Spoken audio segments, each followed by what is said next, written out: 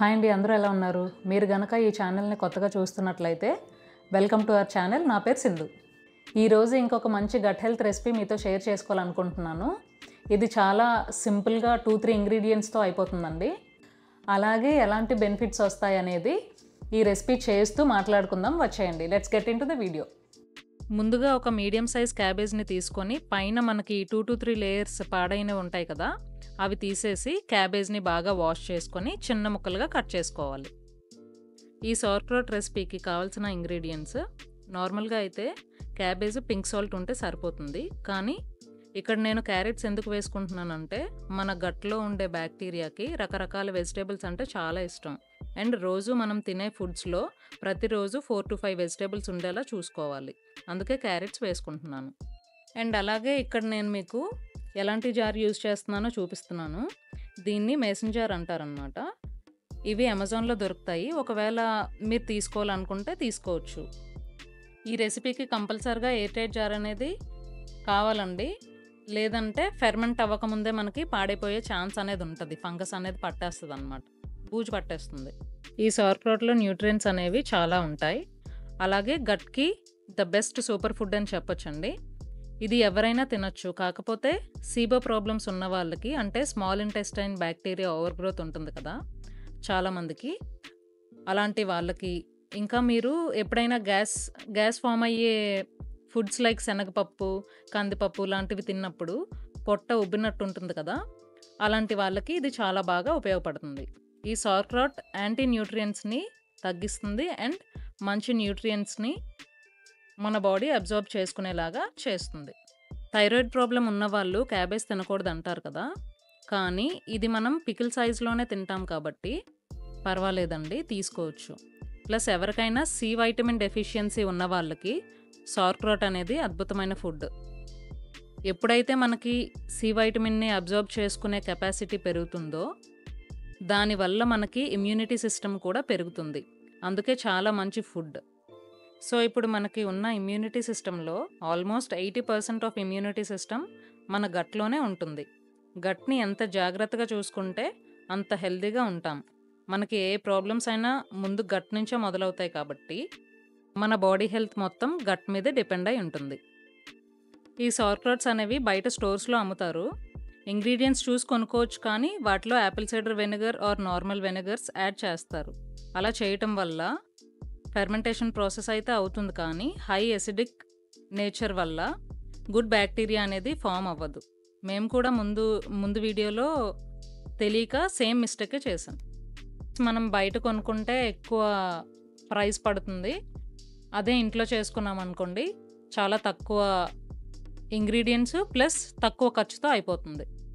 Carrot cut చేసుకున్నాక ఇక్కడ నేను పింక్ సాల్ట్ యూజ్ చేసుకుంటున్నాను.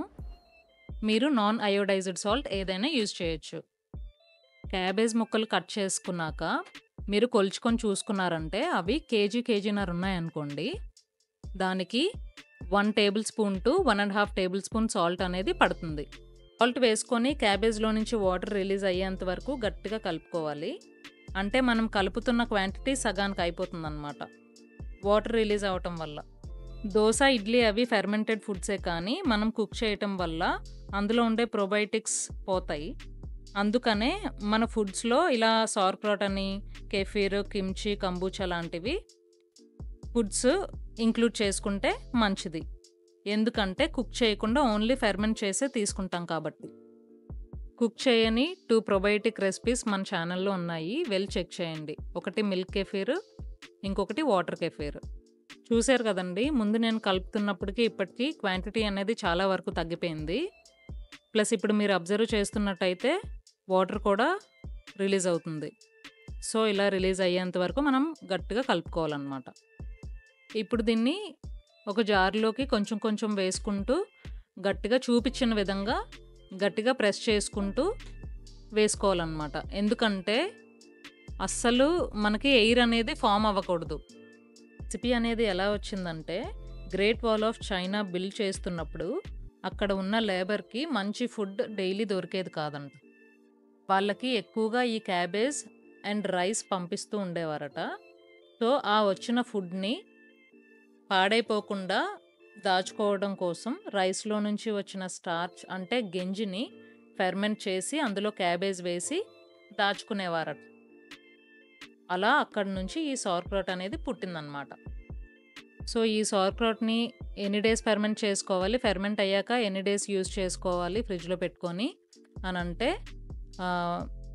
ఈ సౌర్క్రౌట్ ఫెర్మెంట్ అవ్వటానికి మీకు 7 to 14 డేస్ అంటే 1 week to 2 weeks పడుతుందండి. టెంపరేచర్ బట్టి ఫెర్మెంట్ అవుతుంది. ఫెర్మెంట్ అయిన తర్వాత ఫ్రిడ్జ్లో పెట్టుకొని మనం 1 month వరకు యూజ్ చేసుకోవచ్చు. ఎంత క్వాంటిటీ మనం తీసుకోవాలని కూడా చాలామందికి డౌట్ ఉంటుందండి. జస్ట్ డైలీ 1 tablespoon తింటే మన గట్కి చాలా మంచిది. అంతకంటే ఎక్కువ తినాల్సిన పని లేదు. చూశారు కదండి, ఎక్కడ గ్యాప్స్ అనేవి లేకుండా గట్టిగా ప్రెస్ చేసుకున్నాను. వాటర్ అంతా మీకు పైకి వచ్చేసింది, ముక్కలు అనేవి కిందకి వెళ్ళిపోయాయి. అలా చేసుకుంటేనే మీకు ఫంగస్ అనేది ఫామ్ అవ్వకుండా అంటే పాడైపోకుండా ఉంటుంది. ఇప్పుడు ఈ ఎయిర్ టైట్ జార్ని ఎక్కడ వెలుతురు తగిలిన ప్లేస్లో పెట్టుకొని ఫెర్మెంట్ చేసుకోవాలి. మీరు మధ్యలో లిడ్ అది ఓపెన్ చేసి చూడకూడదండి. జస్ట్ మీరు ఆ కలర్నే చూసుకోవాలి, కలర్ అనేది చేంజ్ అవుతుందా లేదా అనేది. పైనున్న వాటర్ మొత్తం క్యాబేజ్ ముక్కలు పీల్చేసుకొని బాగా ఫెర్మెంట్ అవుతాయి అన్నమాట. అప్పటి వరకు మనం అసలు లిడ్ అనేది ఓపెన్ చేయకూడదు. మధ్యలో ఒకసారైనా మీరు ఓపెన్ చేశారంటే ఎయిర్ అనేది ఫామ్ అయిపోతుంది, పాడైపోయే ఛాన్స్ అనేది ఉంటుంది. ఇప్పుడు దీన్ని కొన్ని యుగాల తర్వాత ఎలా ఫెర్మెంట్ అయిందో చూపిస్తాను. కొన్ని యుగాలు అంటే నా భాషలో 1 week అన్నమాట. ఇదిగోనండి, నాకైతే 1 week పట్టింది ఫెర్మెంట్ అవ్వటానికి. కలర్ కూడా చేంజ్ అయింది కదా ముందుకి ఇప్పటికి. సో ఇది తింటే ఎలా ఉంటుందో చూద్దాం.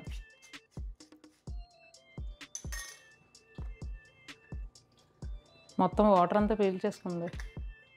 చూసారా, మనం ఈ జార్ వాడటం వల్ల అంటే ఎయిర్ అనేది లోపలికి వెళ్ళకుండా మనం ఎయిర్ టైట్ యూజ్ చేయడం వల్ల మౌల్డ్ అనేది అస్సలు పడలేదు.